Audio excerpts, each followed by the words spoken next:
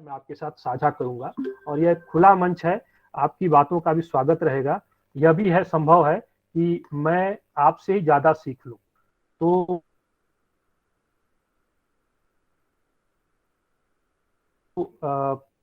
मैंने जिन किताबों को पढ़ा, पहले भी पढ़ता रहा, इस दौरान भी पढ़ा है, उसमें तो वाल्मीकि की जो कविताओं की किताबें हैं, सदियों संताप से लेकर के अब और नहीं, ये संकलन जो 2-3-4 हैं उनके, इसके अलावा दलित साहित्य का सौंदर्य शास्त्र, एक पतली सी किताब उनकी है, मुझे लगता है कि 60 रुपए की किताब आती है, 100-125 पेज।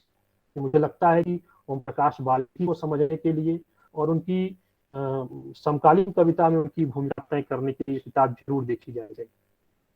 इसके अलावा एक किताब है कंवल भारती, उस किताब का भी शीर्षक यही है, दलित साहित्य का सौंदर्य शास्त्र। यह किताब भी नजर में रखनी चाहिए। अरुंधति राय की एक किताब बड़ी सुंदर आई है, एक था डॉक्टर एक था संत। यह मूलतः अंग्रेजी में किताब थी जिसका अनुवाद हुआ है। यह किताब दलित प्रश्न को लेकर के गांधी और अंबेडकर के जो कंसर्न थे उस पर बड़ी गंभीरता से बात करती है। इसके अलावा अभय कुमार दुबे की एक बड़ी अच्छी किताब है, आधुनिकता के आईने में दलित। इस किताब को भी देखना चाहिए शोधार्थियों को विशेष तौर से। ओम प्रकाश वाल्मीकि का देहांत हम जानते हैं कि 2013 में हुआ। उनकी मृत्यु के करीब 7 साल बाद जनवरी 2020 में एक बड़ी महत्वपूर्ण किताब प्रकाशित होती है राधा कृष्ण प्रकाशन से। किताब का नाम है दलित साहित्य, अनुभव, संघर्ष और यथार्थ। तो ये 5-6 मोटे तौर पर किताबों की सूची है जो मैंने अपने अध्ययन के क्रम के दौरान देखी हैं और जिनके इर्द गिर्द अपनी बातों को मैं रखूंगा। तुलसी बाबा ने एक बात कही है कि नाना पुराण निगमागम निगतम रामायणम। कहते हैं कि रामायण सतकोट अपारा, कहीं सुनहि नर उतर ही पारा। 7 करोड़ से भी ज्यादा रामायण है। इस तरह दलित विमर्श पर भी बात करने के लिए असंख्य किताबें। तो जितनी मेरी सीमा में किताबें आ सकती थी, समय की सीमा का ध्यान रखते हुए वो मैंने देखी। और तुलसी बाबा के शब्दों में कहूं कि क्वचित अन्यतोपि, कुछ और भी है। ये जो कुछ और भी है वो अपना ही है, जो पढ़ने लिखने के दौरान, विमर्श के दौरान, साथियों से चर्चा के दौरान मैंने सीखा है। बहरहाल, ईश्वर के अपने घर के रूप में प्रतिष्ठित यह केरल प्रदेश, आप सभी जानते हैं कि अपने आप में विराट दलित आंदोलन और अखिल भारतीय दलित चेतना के निर्माण का केंद्र रहा है। मैं केरल का नहीं हूं, लेकिन फिर मैं याद करना चाहता हूं कि अलग अलग ऐतिहासिक कालखंडों में आप देखें, श्री नारायण गुरु हो, डॉक्टर पालपू हो, कुमारन आशान हो, अय्यन काली हो, कृष्णाती आशान हो, मौलवी वक्कम अब्दुल कादर हो, कोई कैल योहानन, जिन्हें हम अपच्चन या श्री कुमार गुरुदेवन के नाम से भी जानते हैं, ऐसे क्रांतिकारी सामाजिक दार्शनिकों ने केरल में दलित अस्मिता के लिए ऐतिहासिक कार्य किए। इन्होंने संगठन भी बनाए और पत्र पत्रिकाओं के प्रकाशन के जरिए दलित चेतना में जो तेजस्विता और तेवर केरल के इन शख्सियतों ने पैदा की है वह अनुकरणीय है। इसी दक्षिण के तमिलनाडु में संत पियार को इस दलित चेतना के विकास के लिए जाना जाता है, तो उड़ीसा में भीम भोई को हम इस रूप में याद करते हैं। यह जिक्र करते हुए मैं यह कहना चाहता हूं कि अलग अलग भारतीय भूगोलों में और भाषाओं में दलित आंदोलन और दलित चेतना के जन्म और विकास के ऐतिहासिक दौर और समय और वजहें भी अलग अलग रही हैं। इस तथ्य का ध्यान हमको रखना चाहिए। हिंदी क्षेत्र में जैसा कि हम जानते हैं कि दलित अस्मिता के सवाल देर से उठाए गए थे और वह भी किसी स्वतः स्फूर्त विचारधारा की वजह से नहीं हुआ था, बल्कि कुछ पढ़े लिखे प्रबुद्ध दलित चिंतकों के प्रभाव और प्रयास से यह हिंदी में आता है। हम सभी जानते हैं कि हिंदी में दलित चेतना का उभार 80 के दशक में होता है और ओम प्रकाश वाल्मीकि इसके शुरुआती और महत्वपूर्ण रचनाकारों में रहे।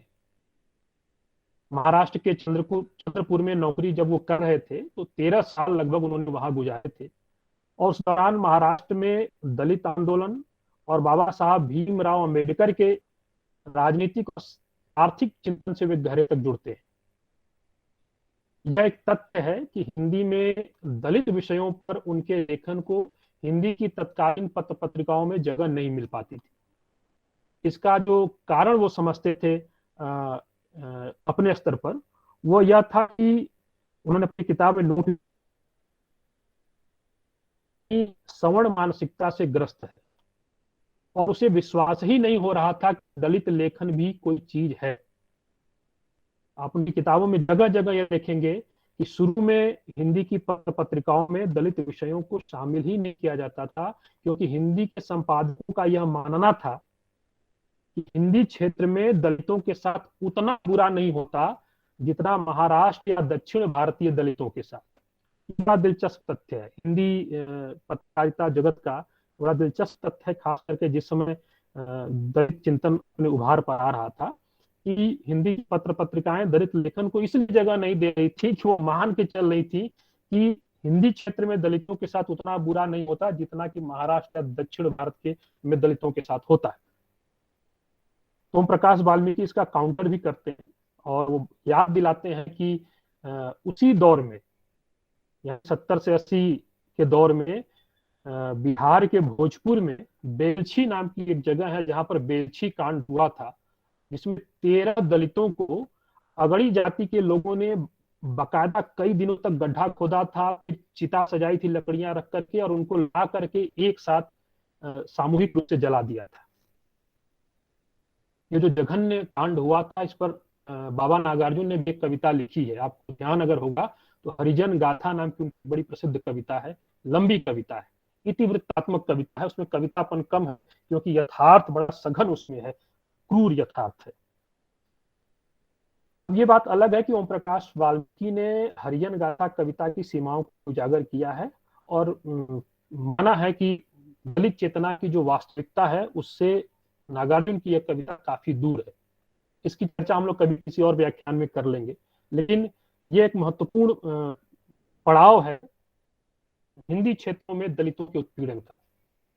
और सिर्फ बेलछी कांड ही नहीं हुआ था, आप ध्यान देंगे हिंदी क्षेत्रों में साढ़ूपुर कांड, नारायणपुर कांड, कफल्टा कांड, ऐसी ऐसी जघन्य घटनाएं हुई हैं दलितों के साथ। उनका सामूहिक नरसंहार किया गया है, उनकी बच्चियों के साथ सवर्णों द्वारा बलात्कार किए गए।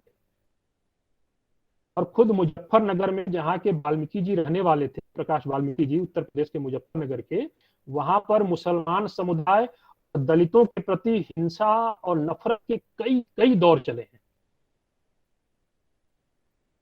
और इतना कुछ होने के बावजूद हिंदी के जो संपादक गण थे उन्हें उपेक्षा थी दलित लेखन को लेकर के। इसके चलते दलित विचारकों में एक आक्रोश दिखाई पड़ता है और उनकी तमाम अभिव्यक्तियों में यह आक्रोश हमें देखने को मिलता है। और यह जो आक्रोश भरी स्थिति है, इसी के चलते ओम प्रकाश वाल्मीकि या किसी अन्य दलित चिंतक पर मेरे रूप में एक गैर दलित व्यक्ति होकर बात करना एक असुविधाजनक स्थिति को पैदा तो कर ही रहा है, क्योंकि ओम प्रकाश वाल्मीकि अपनी तमाम सावधानियों के बावजूद किसी गैर दलित द्वारा दलित पर बात करने की कोशिश को स्वीकार ही नहीं कर पाते थे। अपने ढेर सारे लेखन में भी और मंचों पर भी आप देखिएगा कि उनके भाषणों में उन्होंने गैर दलित लेखक या वक्ता की स्थापनाओं को बड़ी बेरहमी से खारिज कर दिया है। वे शरीर से जरूर दुबले पतले थे, लेकिन आवाज उनकी बहुत तल्ख थी। रंगमंच पर काफी काम करते थे, काफी सक्रिय थे रंगमंच पे वो, तो उनके बोलने में भी एक प्रभावशाली नाटकीयता आप देख सकते हैं। और रंगमंच पर सक्रिय रहने के अलावा राजनीतिक कई संगठनों के लिए काम किया था। उन्होंने कथाएं भी लिखी हैं और आत्मकथा भी लिखी है, कविताएं तो लिखी ही हैं। आलोचना के सौंदर्य शास्त्र पर भी बात करते हैं। तो हम देखते हैं कि उनके अध्ययन का जो विस्तार है उसके चलते उनकी कविता में कथा रस भी मिलता है और उनकी कथाओं में काव्यात्मक तत्व भी कहीं न कहीं दिखाई पड़ जाते हैं। तो समकालीन हिंदी कविता में उनकी कविताओं के हस्तक्षेप को याद करते हुए हमें इस तथ्य पर जरूर ध्यान रखना चाहिए कि उनके व्यक्तित्व की जो व्याप्ति है अलग अलग विधाओं में और अलग अलग मंचों पर रही है, उसने उनकी कविता को और उनके समग्र रचनात्मक बोध को प्रभावित भी किया है और कहीं कहीं दुष्प्रभावित भी किया है। जब मैं ऐसा कह रहा हूं तो मैं आपका ध्यान दिलाना चाहता हूं कि वाल्मीकि जी लगभग बायस्ड हो जाते हैं जब कोई गैर दलित चिंतक या वक्ता उनके सामने प्रेमचंद की दलित चेतना को जस्टिफाई करता है। दलित चेतना के कुछ छिटपुट स्वर को कोई गैर दलित समीक्षक दिखाने की कोशिश भी करता है तो वाल्मीकि जी उसे या तो आर्य समाजी कह देते हैं या सनातनी हिंदू परंपरा के कुकर्मों को डिफेंड करने की चालाकी के रूप में देखते हैं। मैं ये बात एक अंडर कोट कह रहा हूं, उनकी किताब से मैंने ली, ये शब्दावली उन्हीं की है। अगर उनके जो प्रेमचंद पर वो कह रहे हैं, प्रेमचंद की को लेकर के जो उनका ओपिनियन, अगर आप शोधार्थियों को विस्तार से समझना हो तो उनकी किताब है प्रेमचंद का दलित पाठ, उसे आप देख सकते हैं। और उस किताब में प्रेमचंद की कहानी कफन एक पुनर्मूल्यांकन, गोदान एक पुनर्मूल्यांकन और प्रेमचंद और दलित विमर्श, ये निबंध है बड़े महत्वपूर्ण, उनकी इस चेतना को आपको दिखाते हैं। प्रेमचंद की कहानी कफन को वाल्मीकि जी टेक्निकली गलत मानते हैं। उन्होंने कहा है कि कफन की पहली पंक्ति है चमारों का कुनबा। उन्होंने कहा कि जब हम कुनबा टर्म का प्रयोग कर रहे हैं, परिवार टर्म का प्रयोग कर रहे हैं, तो भारत के किसी भी कुनबे का यह चरित्र होता है कि वह प्रसव के समय स्त्री को अकेला नहीं छोड़ता। लेकिन प्रेमचंद क्या करते हैं, इस बुनियादी तथ्य को ही केवल कथा में जो रियलिटी शो आ रहे हैं उसकी तरह का नाटकीय प्रभाव पैदा करने के लिए गलत ढंग से प्रस्तुत कर देते हैं।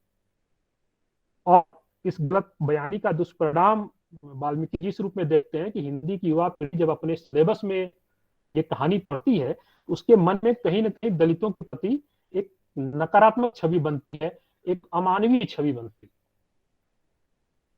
खैर, इतने सारे आरोपों के बावजूद, इतने सारे खतरों के बावजूद कि दलित चिंतन किसी गैर दलित लेखक या वक्ता को बर्दाश्त नहीं करता, मैं अपने आप को सौभाग्यशाली मानता हूं कि मुझे आज बोलना है। और सौभाग्यशाली इसमें भी कि ओम प्रकाश वाल्मीकि को मैंने अपने छात्र जीवन में अपने सामने से देखा भी है, सुना भी है और सवाल भी पूछे। मैं जेएनयू से एमफिल किया है और जेएनयू की संस्कृति रही है कि वहां के हॉस्टल की जो मेस होती है उसमें वैचारिक और बौद्धिक बहसें जम के हुआ करती थी। अब वहां क्या कुछ होता है वो मुझे नहीं पता है, पूरा देश देख रहा है, लेकिन मेरे समय में अलग अलग क्षेत्रों की जो बड़ी बड़ी शख्सियतें होती थी वो छात्र छात्राओं के बीच बहस के लिए सहज में ही उपलब्ध हो जाती थी। चाहे सीताराम येचुरी हो, चाहे अरुण जेटली हो, और यहाँ तक कि राहुल गांधी भी बिना किसी प्रोटोकॉल के वहां आते थे। ओम प्रकाश वाल्मीकि उस दिन हमारी मेस में दलित आलोचक थे, सवर्ण दलित आलोचक प्रोफेसर बजरंग बिहारी तिवारी के साथ पधारे थे और उस दिन उस रात उन दोनों में जमकर बहस भी हुई थी। मजेदार तथ्य यह है कि बजरंग बिहारी तिवारी ओम प्रकाश वाल्मीकि को अपनी गाड़ी में लेकर आए थे और दोनों के बीच लगभग रक्त रंजित बहस हुई थी। इसके बावजूद भी वो अपनी गाड़ी में उसी सम्मान के साथ उन्हें वापस लेकर गए थे। और एक एमफिल के शोधार्थी के रूप में मेरे लिए यह दृश्य बिल्कुल नया और अचंभित करने वाला। क्यों? क्योंकि मैं उत्तर प्रदेश के जिस जिले के जिस गांव का रहने वाला हूं वह राजपूतों का गांव है, क्षत्रियों का गांव है। और वहां बचपन से हमें बाय डिफॉल्ट यह बताया जाता था कि दलित और जानवरों के बीच में कोई विशेष फर्क नहीं है। मैंने अपने बुजुर्गों को देखा है कि दलित परिवार का कोई बुजुर्ग आ जाता था तो हम जो बच्चे थे वे चारपाई या बेड पर ही बैठे रहते थे, कुर्सी पे बैठे रहते थे, हमें उतरने को नहीं कहा जाता था। और वो जो दलित बुजुर्ग होते थे उनको जमीन पर बैठना पड़ता था। और वहीं अगर ब्राह्मणों के परिवार से कोई छोटा सा बच्चा भी आ जाता था तो हमारे बुजुर्ग अपना स्थान छोड़ देते थे और उस ब्राह्मण कुमार को अपने तथाकथित सिंहासन पर बैठा लेते थे। हमें भी हमारी जगहों से उतार दिया जाता था। तो यह दृश्य देखते हुए मैं और मेरे जैसे बहुत सारे लोग उस पूर्वांचल क्षेत्र से आते बड़े हुए, और जब मैं बीएचयू में ग्रेजुएशन और पीजी के दौरान था तो वहां भी मुझे कुछ ऐसा ही प्रशिक्षण मिला था। वहां पर हम सभी विद्यार्थी एक दूसरे को अक्सर बाबू साहब कहते थे, पंडित जी, ठाकुर जी, यही कहकर बुलाया करते थे। हम शायद सोच ही नहीं पाते थे कि हमारी इस भाषा में बात करने से उन सहपाठियों पर क्या गुजरती थी जो बाबू साहब, पंडित जी ब्राह्मण देवता या ठाकुर जी नहीं थे। और यह बात 21वीं सदी की है, 2001 से 2006 तक मैंने बीएचयू में गुजारे। लेकिन जेएनयू के पेरियार हॉस्टल की उस मेस की वह रात मेरे लिए मेरे वजूद को बदलने वाली रात थी। जीवन में जो कुछ थोड़ी बहुत क्रांति मैंने की है, जिसे कुछ एक मेरे जानने वाले मेरी गलती भी समझते हैं, मैंने उसी रात के जेर असर की। मैंने पहली बार यह जाना कि दलित की भी जुबान होती है, उन्हें भी तकलीफ होती है, वे जानवर के बराबर नहीं है, वे अनपढ़ और मूर्ख नहीं, उनमें ज्ञान है, उनमें समझ है और अपने अधिकारों को छीन लेने की हिम्मत भी है। मैंने अपने गांव में दलितों की उस स्थिति को उस समय मैं याद कर रहा था कि जब दलित सवर्ण से नफरत तो कर सकता था, आक्रोश भी रख सकता था, लेकिन जीवन भर उसे प्रकट नहीं कर पाता था। तो वहां पर प्रकाश वाल्मीकि को सुनना एक बड़ी क्रांति थी मेरे व्यक्तित्व के लिए, और यह जानने के लिए कि दलित चिंतन कितना समृद्ध, कितना सघन है। बीएचयू में हम लोग को एमए के सेमेस्टर में शरण कुमार लिम्बाले का एक उपन्यास था अख्तर मासी मराठी का, उसका हिंदी अनुवाद पढ़ना था, लेकिन उसको हम लोगों ने पढ़ा है परीक्षा पास करने के लिए। हमारी संवेदनाओं पर उसका कोई असर नहीं था। जो कुछ हुआ वो जेएनयू में।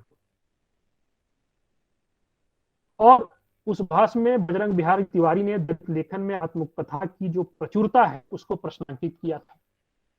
उनका मानना था कि दलित लेखन में आत्मकथा इतनी ज्यादा है कि वह सामान्यीकृत हो गई और उसकी प्रामाणिकता संदिग्ध हो गई है, उसमें दोहराव है और उस दोहराव के चलते एक ठहराव भी है। साथ ही साथ यह दलित लेखन स्त्री विरोधी, इसका ठीक विरोध किया वाल्मीकि जी ने। उन्होंने कहा कि दलित लेखन को हम टीएस एलियट का जो सिद्धांत है, एस्केप फ्रॉम पर्सनालिटी, उसके आधार पर नहीं समझ सकते।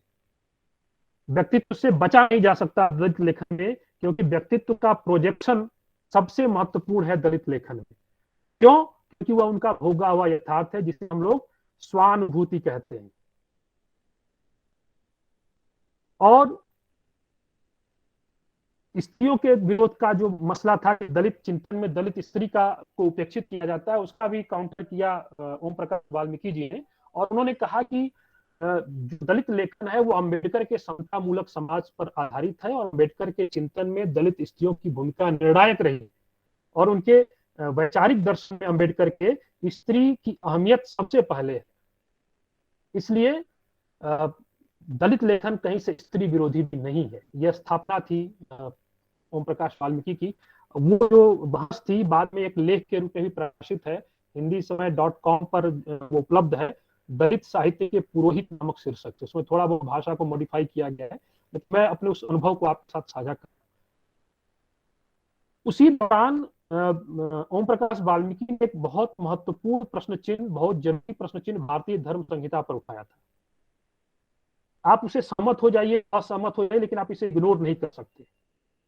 उन्होंने ये बात कही थी कि प्रेम की बात करने वाली जो वैष्णवी साहित्य परंपरा है, उसमें एक भी ऐसा वैष्णव या हिंदू कभी नहीं हुआ जिसने इस्लामिक माइथोलॉजी या इस्लामिक प्रेम कथाओं को उतनी ही आत्मीयता के साथ स्वीकार किया जैसा जायसी और उनकी पद्मावत में मिलता है। हिंदू परंपरा वाल्मीकि जी के अनुसार दूसरों से प्रेम करना नहीं जानती। अमीर खुसरो, जायसी, रहीम, रसखान, आलम, केरल के ही नवाब शायस्ता खां, हिंदी में आपके जो असगर वजाहत हैं या अब्दुल बिस्मिल्लाह हैं, ये मुस्लिम रचनाकार रहे हैं, लेकिन इन्होंने हिंदी संस्कृति को अपना बनाया और डूब कर लिखा। लेकिन एक भी हिंदू रचनाकार ऐसा नहीं कर सका। हिंदू रचनाकार इस्लाम को समझना ही नहीं चाहता, तो वामपंथी लेखक ही क्यों न हो। वे मुस्लिम तुष्टीकरण के लिए भाषणबाजी कर लेते हैं, लेकिन उसकी संस्कृति को अपना नहीं सकते। तो मेरे कहने का यह आशय, इस पूरे संदर्भ का उल्लेख करने का आशय सिर्फ इतना है कि समकालीन हिंदी कविता में ओम प्रकाश वाल्मीकि की भूमिका अगर तय करनी है, तो हम उनकी वैचारिक निर्मितियों को सबसे पहले जानना होगा।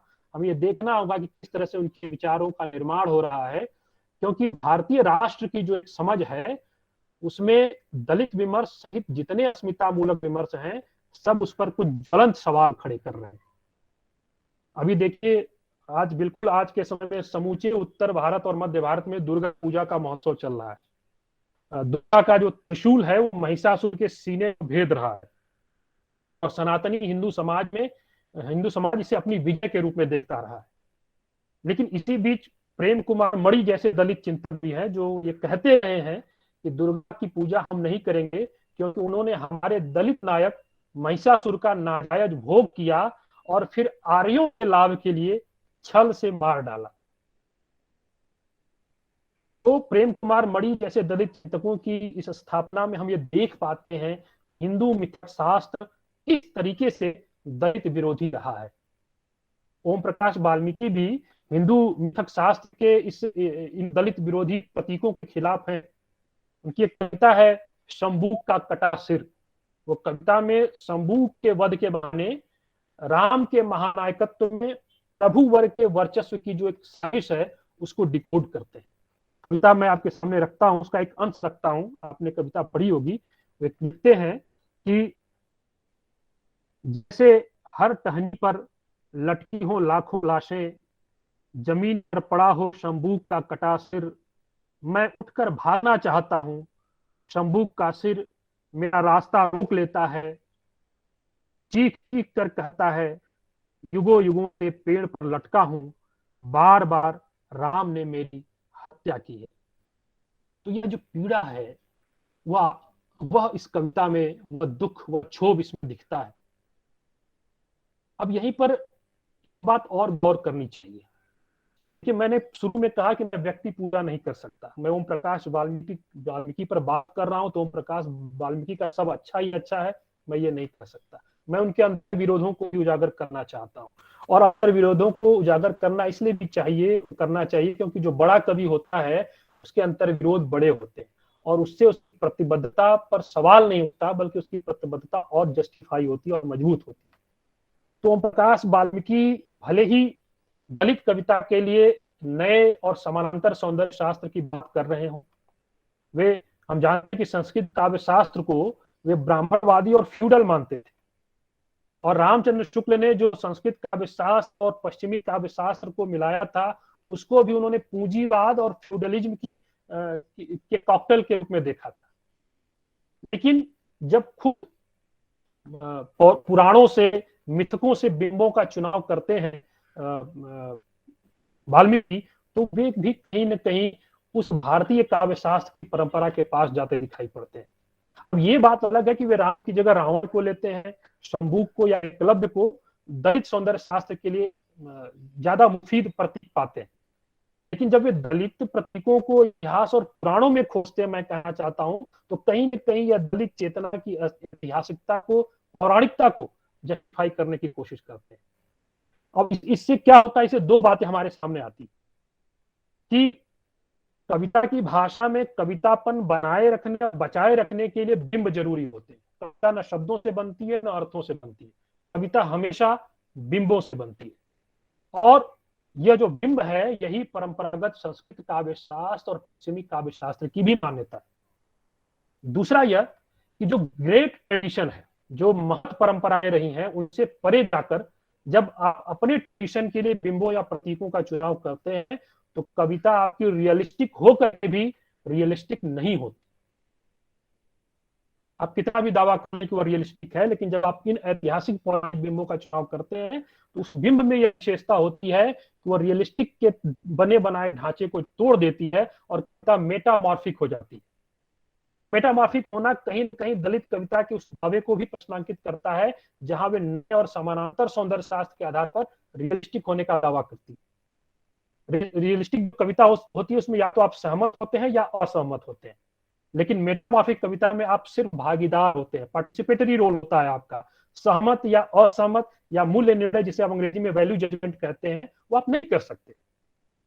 तो दलित कविता और ओम प्रकाश वाल्मीकि की सौंदर्य बोध का अंतर विरोध बताते हुए मैं ये आपको निवेदित करना चाहता हूं कि ओम प्रकाश वाल्मीकि के कवि कर्म की उपलब्धि यही है कि वे अपने बाद की कविताओं में मेटामॉर्फिक कविताओं के होने के बावजूद, बिंबों के होने के बावजूद, वे पौराणिक बिंबों को रिप्लेस कर देते हैं समकालीन बिंबों के माध्यम से। वो नए नए अपने समय से जुड़े हुए बिंब लेके आते हैं। एक कविता उनकी इस दिशा में महत्वपूर्ण है। लिखते हैं कि घंटा घर की घड़ी जो बरसों से बिना समय बताए भी घड़ी होने का गुमान पाए हुए है, अपने ही अहम से तुष्ट धीमे धीमे मुस्कुरा रही है। अब ये घंटा घर की घड़ी कौन हो सकता है? इसमें जो बिंब आता है वह कितनी अर्थ ध्वनियों को, छायाओं को संभव कर पाता है। मुझे लगता है कि बिंब के माध्यम से जो बहुअर्थ छाया संपन्नता आ जाती है, कविता में कई तरह के अर्थ के आयाम खुलने लगते हैं, वहां पर ही कविता का कवितापन जीवित होता है। और ओम प्रकाश वाल्मीकि की यह विशेषता है कि वह रियलिस्टिक संदर्भों के साथ होते हुए भी, यथार्थवादी संदर्भों के साथ होते हुए कविता में कवितापन को बचाने की कोशिश कर लेते हैं। और यहाँ पर यह उल्लेख कर लेना जरूरी लगता है, समकालीन हिंदी कविता में जो मेरे विचार से समकालीनता को लेकर के बहस है कि कुछ लोग मानते हैं 60 के बाद, कुछ लोग 75 के बाद, लेकिन मेरा अपना विचार है जिस पर अलग से बहस हो सकती है कि समकालीन हिंदी कविता को आजादी के बाद मानना चाहिए। आजादी के बाद की सारी कविता को मैं समकालीन हिंदी कविता कहना चाहूंगा। उसके अपने तर्क है जिसके लिए अवकाश अभी नहीं है, लेकिन जो समकालीन हिंदी कविता है उसमें किसी गैर दलित कवि की कविता में आप ऐसा नहीं पाएंगे कि उसकी कविता में भी, भले वो दलित नहीं है, उसकी कविता में संबूक या एकलव्य के प्रति संवेदना न हो। लगभग सभी समकालीन कवियों ने, चाहे वो दलित नहीं है, अपने ढंग से दलित और उत्पीड़ित राष्ट्रीयताओं को कविता में बरता है। उनकी संवेदनात्मक ईमानदारी पर हमें संदेह नहीं करना चाहिए। और ओम प्रकाश वाल्मीकि की काव्य संवेदना को समकालीनता के विकास के विभिन्न उपादानों के एक महत्वपूर्ण पड़ाव के रूप में देखा जाना चाहिए। मैं ये प्रस्तावित करना चाहता हूँ। हमें यह देखना चाहिए कि आक्रोश, दुख, जलालत, नफरत, ऐसे परिप्रेक्ष्यों के साथ शुरू हुआ दलित विमर्श किस तरह समकालीन हिंदी कविता का एक जरूरी अंग बनता चला गया। विमर्श नाम का जो पदबंध है वह एक बंद संरचना के प्रतीकों, मानों, लक्ष्यों और संकल्पों से जुड़ा हुआ है। जो समकालीनता है वह एक बृहत प्रत्यय है। विमर्शों के जन्म लेने की बेशक अपनी ऐतिहासिक गतिकी होती है, डायनेमिक होते हैं, लेकिन देश काल के विस्तार के साथ जो विमर्श की व्याप्ति है वह अपनी सीमाओं का अतिक्रमण भी करती है। और फिर एक क्या होता है, एक संवादी और एक साझे साहित्यिक मूल्यबोध के साथ आगे बढ़ती चली जाती है। जैसे आप देखें कि सभ्यता इतिहास दर्शन का आंदोलन जरूर 80 के दशक में शुरू हुआ था। वो हिस्ट्री फ्रॉम बिलो की बात कर रहा था, इमेजिन्ड कम्युनिटी के रूप में दलित संदर्भों को देख रहा था, दलित की बात, स्त्री की बात, किसान की बात, असंगठित और घरेलू मजदूरों की बात कर रहा था। लेकिन धीरे धीरे आंदोलन के तेवर को छोड़ करके वो सबाल्टर्न दर्शन लोक धर्मी चेतना के रूप में समकालीन काव्य परंपरा की एक कड़ी बन गया। ऐसा ही कुछ भक्तिकालीन काव्य आंदोलनों के साथ भी हुआ था। भक्ति की धारा भक्ति काल से पहले भी है, भक्ति काल में तो है, उसके बाद और अभी भी। और इसीलिए तो आप देखेंगे कि ओम प्रकाश वाल्मीकि भी दलित चेतना को कभी से जोड़ पाते। अगर भक्ति की वो धारा एक लोक धर्मी चेतना के रूप में मौजूद नहीं रहती तो कैसे ओम प्रकाश वाल्मीकि कबीर में वो देखते, या ये कहते कि 84 सिद्ध थे उसमें 32 सिद्ध तो शुद्ध कवि थे। मैं ये जो कह रहा हूं मेरी इस बात को आप इस रूप में भी ले सकते हैं कि दलित विमर्श में जो धार है वह जरूर ओम प्रकाश वाल्मीकि की वैचारिक उष्मा की देन है, लेकिन अब दलित साहित्य की जो व्यापक धारा है वह दलित विमर्श में आई वैचारिक परिपक्वता और संवादी लोकतंत्र का एकदम बिल्कुल सामयिक विकास है। देखिए, वाद विवाद की जो सार्थक परिणति होती है वह संवाद में ही होती है। वाद विवाद संवाद, हम वाद विवाद से संवाद की तरफ बढ़ते ही बढ़ते, और साहित्य का यही उद्देश्य हुआ करता है। इस संदर्भ में वाल्मीकि जी की एक कविता है पहाड़, जिसका मैं जिक्र पर करना जरूरी समझ रहा हूँ। और हम इस कविता के माध्यम से देखेंगे कि किस तरह से एक संवादी लोकतंत्र उनके यहाँ विमर्श की सीमाओं का अतिक्रमण करते हुए आता है। कविता कुछ यूं है: खेत खलिहान, कच्चे घर, बाढ़ में डूबती फसलें, आत्महत्या करते किसान, उत्पीड़ित जनों की सिसकियों में फिर भी शब्द की चीख गूंजती रहती है हर वक्त। गहरी नींद में सोए अलसाए भी जाग जाते हैं जब शब्द आग बनकर उतरता है उनकी सांसों में। तो आप देखेंगे इस कविता में तेवर भी है और आक्रोश भी है, लेकिन दलित पदबंध की व्याप्ति यहाँ पर बढ़ गई। किसान जो होता है वो सिर्फ दलित ही नहीं होता, उत्पीड़ित जन केवल दलित ही नहीं होते, फसलें सिर्फ दलितों की ही नहीं डूबती, कच्चे घर और खेत खलिहान का संबंध सिर्फ दलितों से ही नहीं। यानी वाल्मीकि जी के यहाँ भी दलित सिर्फ जाति विशेष के दायरे से निकलकर समूह का एक व्यापक संदर्भ ग्रहण करता चला गया।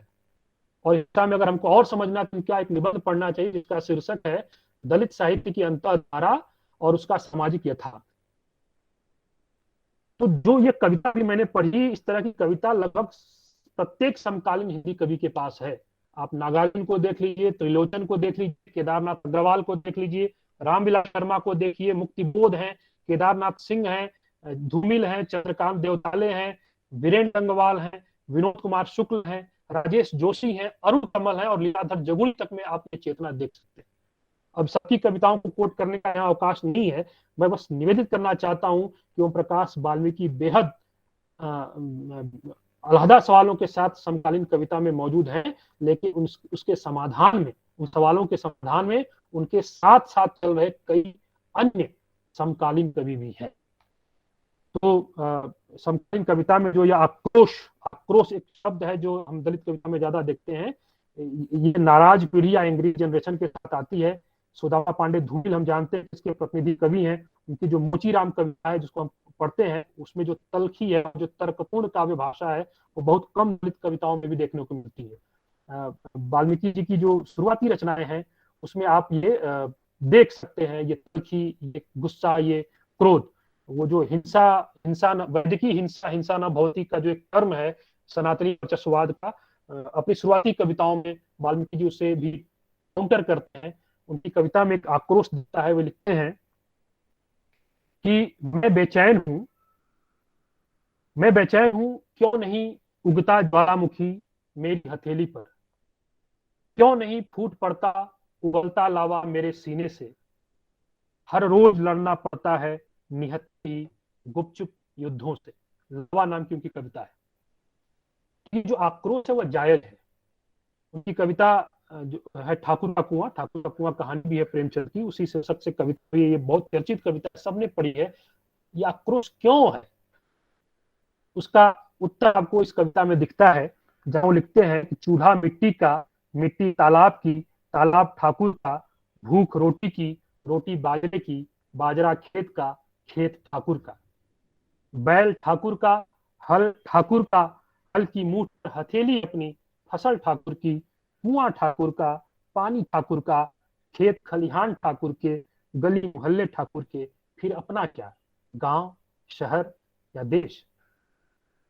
तो ये जो प्रश्नवाचकता है उसमें हम आक्रोश को देख सकते हैं। और आक्रोश की जो एक बुनियादी वजह है वो भारतीय समाज में जो जाति व्यवस्था का दंश है, वो एक महत्वपूर्ण वजह है जो हिंदू वर्णवादी समाज से उसे मिला है।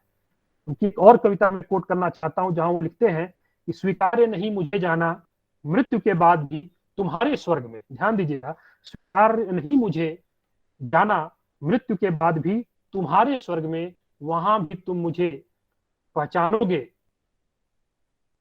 वहां भी तुम मुझे पहचानोगे मुझे मेरी जाति से। यानी स्वर्ग तुम्हारा है और वहां पर भी तुम मुझे मेरी जाति से पहचानोगे।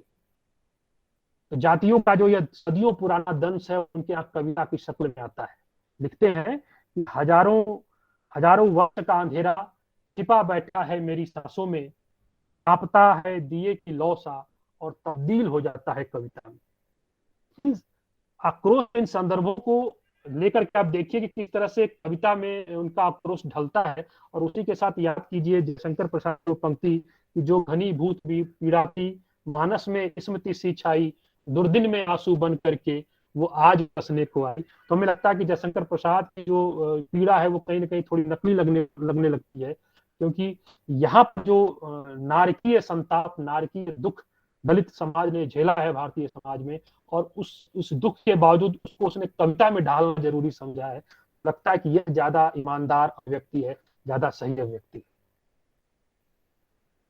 उनका जो पहला काव्य संग्रह है वाल्मीकि जी का, सदियों का संत, आप देखेंगे कि उसमें कुल 19 कविताएं हैं, और कह सकते हैं कि इन सभी कविताओं का केंद्रीय स्वर आक्रोश है, और जाति के चलते जो अपमान मिला है, उस अपमान के चलते जो पीड़ा है वह है। और सामाजिक यथार्थ का इतना क्रूर बोध जहां हो जिस कविता में, वहां पर कविता तक खोजना, कविताई खोजना थोड़ी ज्यादती होगी, खास करके जब कि वह दलित लेखन की आरंभिक कविता है। कविता पर कम है, और यह बात स्वीकार करते हैं दलित चिंतक भी। जयप्रकाश करदम का नाम हम जानते हैं, वो ओम प्रकाश वाल्मीकि के मित्र रहे हैं, और उन्होंने बात कही थी कि दलित लेखन उतना समृद्ध नहीं हो पाया है जितना कि दलित बहसें और दलित राजनीतिक भाषणबाजियां। वाल्मीकि जी और करदम जी दोनों लगभग एकमत इस बात को लेकर के कि जो दलित पैंथर है या दलित लेखक संघ बना, फिर उससे टूट करके महादलित लेखक संघ बना, फिर भारतीय दलित लेखक संघ बना, फिर अम्बेडकरवादी लेखक संघ जैसे गुट बनते चले गए, ये सब दलित लेखन के बृहत्तर उद्देश्य को कहीं पीछे छोड़ गए। जिन उद्देश्यों को लेकर चले थे वे वो न करके इसका फायदा उठाकर कुछ गद्दी पर जरूर बैठ गए। वे साफ साफ कहते हैं, साफ शब्दों में कहते हैं कि उत्तर प्रदेश की उस समय एक जमाने के मुख्यमंत्री मायावती ने दलितों के उद्धार के लिए कुछ नहीं किया, बल्कि सोशल इंजीनियरिंग के नाम पर उन्होंने सवर्णों को आगे करके दलित सवालों को बहुत पीछे ढकेल दिया। राम मनोहर लोहिया ने जो 7 सूत्र दिए थे वो सब के सब नपुंसक निकल गए। जगजीवन राम, जो दलित विमर्श पढ़ाया जाता है प्राय कि जगजीवन राम से प्रेरित है, जगजीवन राम को दलित चिंतक मानते हैं कि वो दलितों के हितैषी कभी नहीं रहे। जगजीवन राम हमेशा सत्ता में रहे और अम्बेडकर को उन्होंने खलनायक बना डाला। उनकी बेटी है मीरा कुमार, वो उनसे भी आगे निकली। वाल्मीकि जी कहते हैं कि अरुण शौरी जो दलित विरोधी व्यक्ति हैं, मीरा कुमार उनसे एक किताब लिखवाती है, worshipping false gods, worshipping false gods, और ये किताब पूरी तरह से दलित विरोधी है। रामविलास पासवान का नाम लेकर के वे कहते हैं कि वो तो अपने घर का चिराग ही रोशन करते रहे। खुद अंबेडकर के जो परिजन थे, प्रकाश अंबेडकर और सविता अंबेडकर, और वो खुद अपने में बाबा साहब की प्रॉपर्टी के लिए कानूनी लड़ाई लड़ रहे हैं। ये जो अवमूल्यन हुआ है दलित राजनीतिक बोध में, उसकी नोटिस इन दलित कवियों, समकालीन हिंदी कवियों ने की है। महाराष्ट्र में, जिस महाराष्ट्र का नाम ही दलित जाति महार पर पड़ा, महार राष्ट्र, बाबा साहब महार जाति के ही थे, उस महाराष्ट्र में नामदेव ढसाल, जो जो बड़े नाम है दलित चिंतकों में, जिन्होंने दलित पैंथर की स्थापना की थी, और एक तरह से आप कह सकते हैं कि दलित चेतना को वैचारिक जमीन दी थी, उसमें एक आक्रामक अप्रोच पैदा किया था, और हिंदूवादी व्यवस्था की धज्जियां जिन उन्होंने जिस मंच के सहारे यानी दलित पैंथर के सहारे से उड़ाई थी, वही नामदेव साल बाद में जो कट्टर हिंदूवादी संगठन है शिवसेना, उससे जुड़ गए, उसमें पद ले लिया उन्होंने। तो दलितों का एक बड़ा तबका जो उम्मीद की लौ उनमें देख रहा था, वो ठगा चला गया। और आज भी देख लीजिए, सोशल मीडिया के जितने प्लेटफॉर्म हैं जो दलित चेतना की बात करते हैं, वे भी दरअसल सामंतवादी प्रतीकों को लेकर के ही चलते हैं। यूट्यूब पर कोई चंद्रशेखर आजाद है आजकल, वो दलितों के मसीहा बनते हैं, लेकिन उनका सारा का सारा काम आप देखिएगा सामंतवादी से भरा पड़ा है। उसी तरह से बड़ी गाड़ी, खुली गाड़ी में चलना, मूछे रखना, जितने काम जो सामंतवादी जो वर्चस्ववाद था, जो प्रतीक थे, उसी को वो दलित के नाम पर रिप्रेजेंट कर रहे हैं और एक पब्लिक स्फीयर बनाने की कोशिश कर रहे हैं। खैर, मैं यहाँ पर ये कहना चाह रहा था कि इतने सारे राजनीतिक लोगों की उदासीनता के बावजूद, हिंदू वर्ण व्यवस्था की तमाम दुश्वारियों की खामियों के बावजूद, ओम प्रकाश वाल्मीकि यह भी मानते हैं कि दलितों के प्रति नफरत के बीज बोने में ब्रिटिश सत्ता की बड़ी भूमिका थी।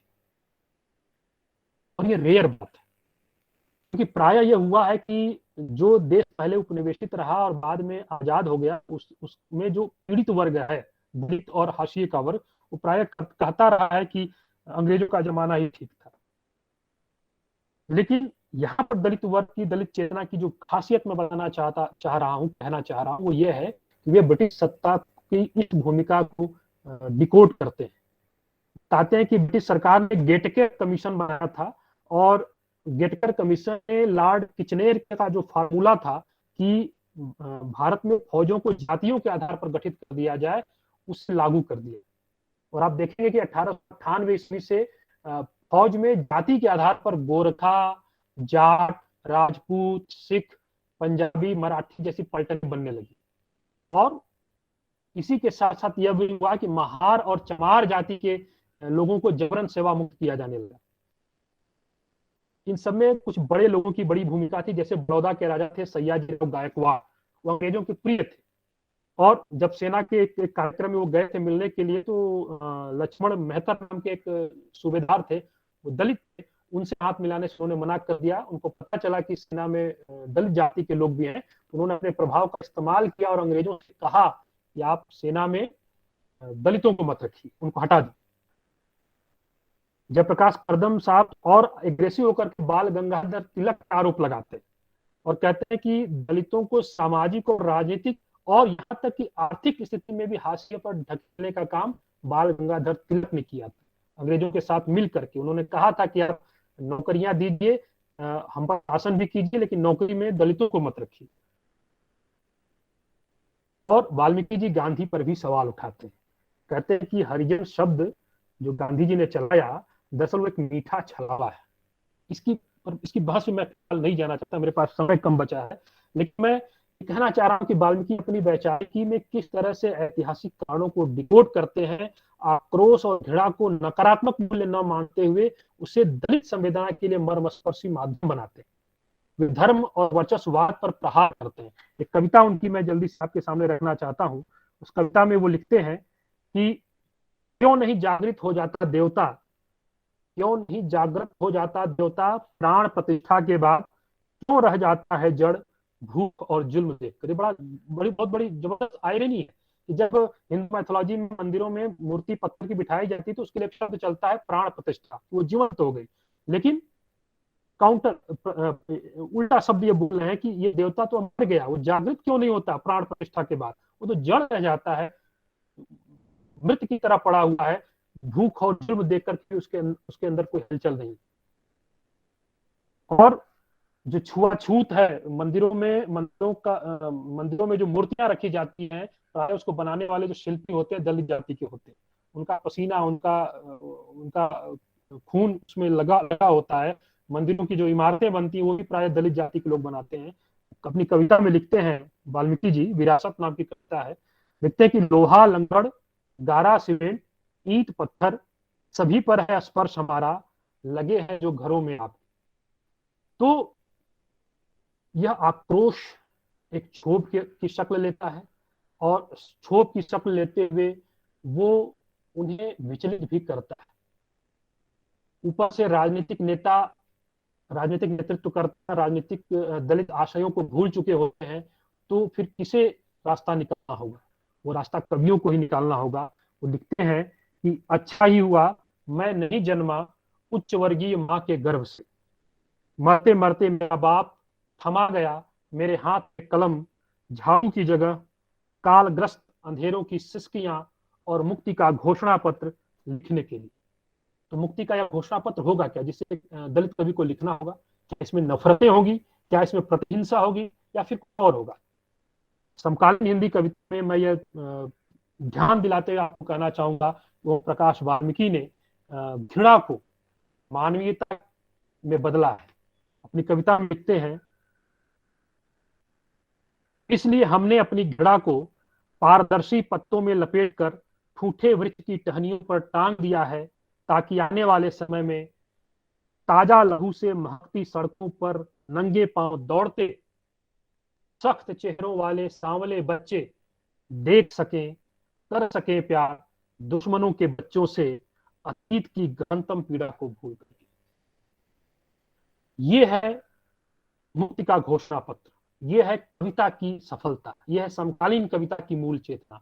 वो अनकंडीशनल लव की बात करती है। कबीर के पास ये अनकंडीशनल लव है, गांधी के पास, और समकालीन हिंदी कविता के लगभग सभी कवियों के पास है। वो मनुष्य मात्र से प्रेम करती है समकालीन हिंदी कविता। वो अपनी शिकायतों का रोना नहीं रोती, बल्कि सुंदर भविष्य की बुनियाद तैयार करती है। वाल्मीकि जी भी एक सपना देखते हैं, और तमाम नाउमीदी और निराशा के बावजूद सपना देखते हैं। वो कविता उनकी कुछ इस तरह से है, कहते हैं कि फिर हम सब एक जगह खड़े होकर हथेलियों पर उतार सकेंगे एक एक सूर्य, जो हमारी रक्त शिराओं में हजारों परमाणु क्षमताओं की ऊर्जा समाहित करके धरती को अभिशाप से मुक्त कराएगा। सपना देखना जरूरी है। अवतार सिंह पास ही याद करिए, सबसे खतरनाक होता है मुर्दा शांति से भर जाना, सबसे खतरनाक होता है हमारे सपनों का मर जाना। ये सपना और उम्मीद है वो समकालीन हिंदी कविता की आत्मा है। और किसी भी समकालीन हिंदी कविता को ले लीजिए, बिना सपने और बिना उम्मीद के उसकी कविता अधूरी है। और अब मुझे यह कहने की आप इजाजत भी दीजिए, वाल्मीकि की कविता सही अर्थों में समकालीन कविता है। उसे हम स्वानुभूति, समान अनुभूति या सहानुभूति के रटे रटाए फार्मूले से बाहर निकल करके हमें देखने की जरूरत है। लिखते हैं वो, जितना खोदोगे उतना गहरे पाओगे मुझे, जितना तोड़ोगे दहाओगे जलाओगे, फिर भी बचा रह जाऊंगा, फैल जाऊंगा चारों ओर, हवा में उड़ती राख की तरह। राख से बनेगी मिट्टी, मिट्टी से उपजेगा पौधा, पौधे से पेड़। अब इस कविता को आप केदारनाथ सिंह या विनोद कुमार शुक्ल की कविताओं के साथ जोड़ते हुए देखिए, या बिल्कुल नए कवि जो हैं, जितेंद्र श्रीवास्तव हैं, आशीष त्रिपाठी हैं, प्रभाकर सिंह हैं, अनुज लुगुन है, इनसे भी जोड़ करके देखिए। आपको महसूस होगा कि संवेदना की मानो एक ही धागा, संवेदना का मानो एक ही धागा है जो इन्हें समकालीन सरोकारों से बांध कर ले चलता है। लेकिन जब पेड़ शब्द आया है उनकी कविता में, वह पेड़ पेड़ कब है, कब तक रहेगा?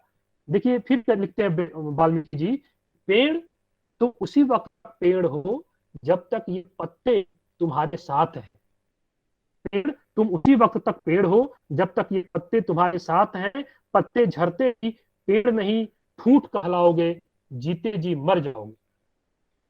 कि जो पेड़ के साथ पत्तों का होना है, यह प्लूरलिज्म है, यह बहुलतावाद है। और यही बहुलतावाद भारतीय लोकतंत्र और समकालीन हिंदी कविता की ताकत है। साम्राज्यवाद के का जो अगर प्रतिपक्ष बन सकता है तो इसी बहुलतावाद से बन सकता है। इसी सांस्कृतिक बहुलतावाद को कनाडा के एक दार्शनिक थे विल किमलिका, उन्होंने कल्चरल प्लूरलिज्म की बात की थी और कहा था कि साम्राज्यवाद के विरुद्ध सामूहिकता की ताकत इसी बहुलतावाद के चलते आती है। इसी बहुलतावाद की बात रामविलास शर्मा अपने मल्टीनेशनल पैट्रिया में करते हैं। कहते हैं कि हमारी आस्थाएं अलग हो सकती हैं, हमारी मान्यताएं भी अलग हो सकती हैं, हमारी भाषा, हमारे प्रति हमारी संस्कृति अलग हो सकती है, लेकिन हमारा एक दूसरे के प्रति निःशर्त और निस्वार्थ प्रेम ही हमें बचा कर रखेगा, हमारे साझे भविष्य को सुरक्षित रखेगा। एक उदाहरण के साथ मैं समापन की तरफ बढ़ना चाहूंगा। एक छत्तीसगढ़ में एक जगह है नियमगिरी। नियमगिरी की पहाड़ियों के आसपास एक जनजाति रहती है, गुड़रिया जनजाति।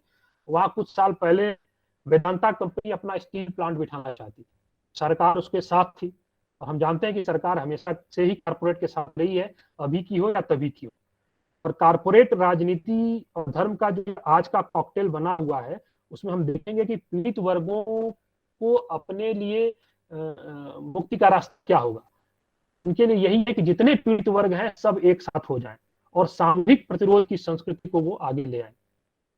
तो ये जो गुड़रिया जनजाति के नेता थे लदो सिकोका, उन्होंने सबसे पहले उस कंपनी का विरोध किया और स्थानीय आदिवासियों के साथ मिलकर के।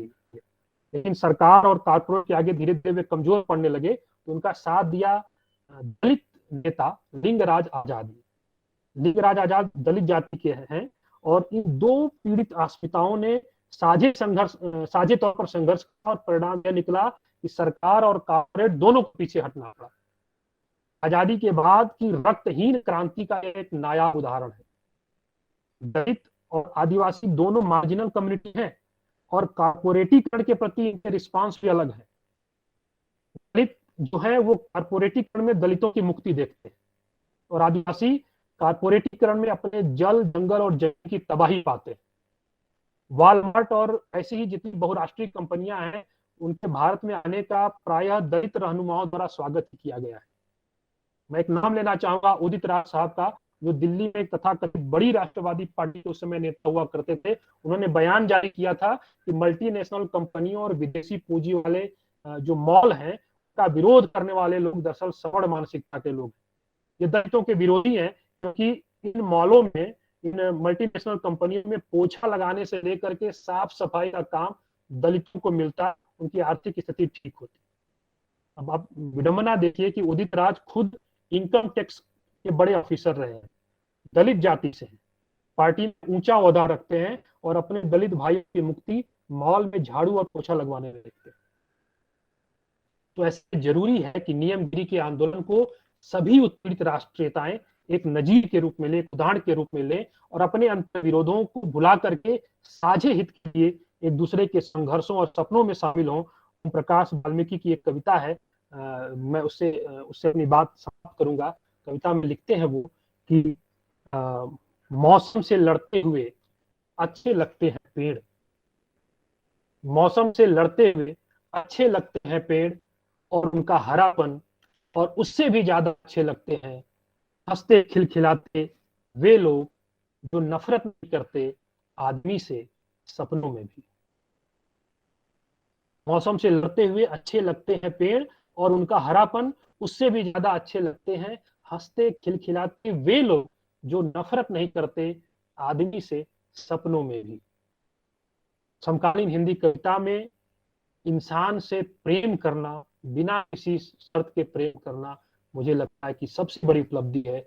और समकालीन हिंदी परंपरा में दलित कवि ओम प्रकाश वाल्मीकि विमर्श की सीमाओं का अतिक्रमण करके इसी मानव प्रेम के कवि के रूप में हमारे सामने आते हैं।